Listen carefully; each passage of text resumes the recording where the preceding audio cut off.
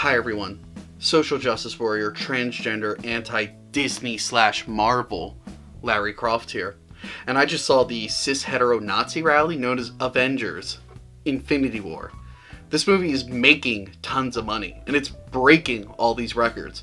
But it is making no steps toward progress, and it is breaking no glass ceilings. So I thought it would be good to, point out all the problematic stuff in this film. And, I'd love to do it myself, but I can't get through this list without being shook. So I need someone to help me. Now, trigger warning, you're about to see a cisgender male, but I promise you he is an ally. Allow me, with his consent, to let Madcucks start the list. Thank you for having me on, Larry. Let's just jump right into it, shall we? So first on the list that I would say is a big problematic part of the Infinity War Marvel movie is that it's totally based on merchandise selling. That's all it's about. I've got a small sample of some merchandise here just to show you what pieces of shit they are. So we've got this spaceship. I don't even know what this is, and it's orange. That's pretty violent. We've got this building that we literally never see in the movie. So why is this a toy now? We've got this gun. This gun isn't real. We've got this thing. I'm not even exactly positive as to what this even is, but it's in here. Apparently it's in the movie. We've got this building that opens up in half. There were no buildings that opened up in half in this movie. All these are is just excuses to have toys. We've got all these minifigures here. These are all the characters that are in this movie. But notably lacking is Nebula, a female character. Mantis, also a female character. Why don't they get little minifigures? Apparently they're not important enough. Scarlet Witch, she doesn't get a minifigure. It's very disappointing. Not only is this only about merchandise, but it's not inclusive to women. That's a great point, Madcucks. My problem is that Avengers Infinity War lacks members of the LGBTQ+ community. It's not inclusive. Sure, I could have watched the new Power Rangers movie, which featured a gay Latina, or Arrow and Legends of Tomorrow, which features gay and bisexual characters, but none of those are made by Disney, okay? And it doesn't count until Disney does it. Disney needs to be the one representing us, okay? Disney. It matters. Larry, you're exactly right. And here's what I think about not including enough LGBTQTSUVWXYZ, the number 2, the letter 7. Yeah, we need a lot more of that in this movie. It's completely unacceptable. You know what this movie also doesn't have? Wonder Woman in it. This is supposed to be the biggest crossover movie in the history of time, and they don't include one of the best superhero movies ever made, Wonder Woman. I mean, it's one of the only 2 superhero movies that I've ever seen. And she's not in this film, and I don't get it. This film also, it seems to really have a lot of violence against women. I mean, they kill that green lady, whatever her name is.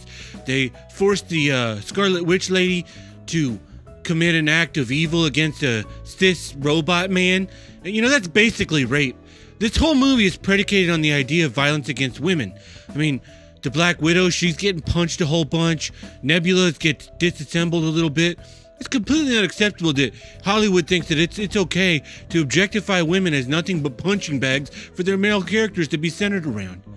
What's your next gripe or whatever? Avengers Infinity War has a lot of scenes of men trying to solve their problems with fighting and by using guns. This will surely lead to the next mass shooting, okay? This movie is reinforcing toxic masculinity, and it needs to be boycotted, alright? Boycott the NRA, boycott Avengers Infinity War.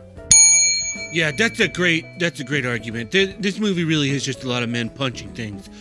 You know what else this movie is? It's too universal. So the Avengers are out there like fighting some Infinity Stones, and they're going to these different planets there's like a dwarf man on a planet, there's other planets and stuff. But here's what the Avengers really should be fighting at home. The pay gap. Why can't they turn some of the finite stones of power that they have into fixing the pay gap between men and women? Because really, that's something that we should be focused on. If anybody can solve it, it should be the Avengers. What's your next issue? This movie ends with Steppenwolf committing genocide and getting away with it. Okay, we all know Adolf Hitler committed genocide, and he's Donald Trump's main inspiration. So if you see this movie, you're supporting a presidency that hates non-binary people of color, and you do not stand with immigrants. Madcucks, do you agree? Another great point. Now, I don't know if a president can be impeached for actions of a inspired, maniacal, genocidal villain in a movie or not. That would be great if it could, because, you know, we really need to take him down. But yeah, I mean, I really can't agree with you more on that. Here's another big problem in this movie, and that's this. It requires way too much pre-knowledge. I mean, I watched Black Panther, sure, and I watched Wonder Woman, but that's basically about it. I mean, what am I, made of money and time?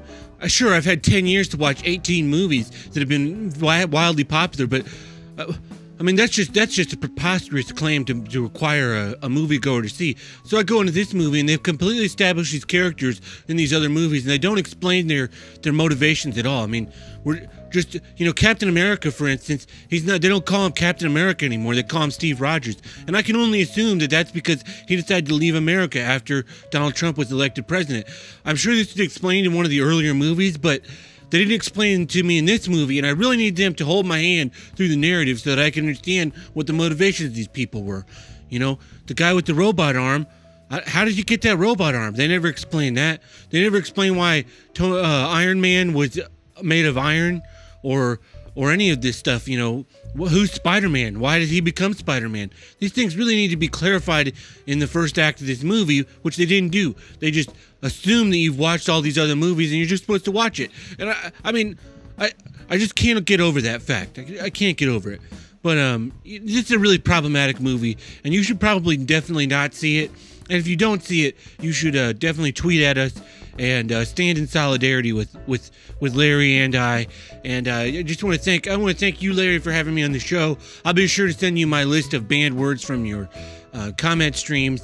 And you know, good luck moving forward on your other videos. And just want to say welcome to Madcucks Media. Thank you, Madcucks. Now, everyone, we need to get the word out on this, so please share this video. Send it to anyone who will listen. Use the hashtags dump Disney, Marvel So Male, and Feige Nazi. Yes, thank you again, Larry. Thank you so much. And yeah, thanks for having me. I really appreciate it. Be sure to check out my my website and all my other things, my Twitter @Madcucks. Thank you again. Thank you so much.